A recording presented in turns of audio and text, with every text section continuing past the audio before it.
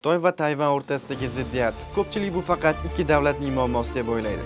Aslida esa bu mojaro butun dunyoga, jumladan bizning hayotimizga ham ta'sir qiladi. Gap shundaki, Tayvan dunyodagi eng muhim texnologiyalar markazlaridan biri. Telefonlarimiz, mashinalar, internet, hatto bank tizimlari ishlash uchun kerak bo'ladigan mikrochiplarning 90% aynan Tayvanda ishlab chiqariladi. Sovuq urush davrida AQSh Xitoyga qarshi muvozanat yaratish uchun Tayvanni qo'llab-quvvatlay boshladi. Asosiy sabablar esa quyidagicha.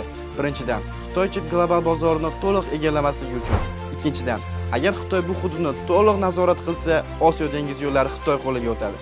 Buni esa AQSh xohlamaydi. Uchinchidan, Tayvanni blokada qilish orqali istalgan paytda Xitoyning savdo yo'lagini to'sib qo'yish. Agar Tayvan bo'g'ozi AQSh aralashuvi bilan yopilsa, Xitoyning 60% tovari dengiz orqali savdoga chiqa olmaydi.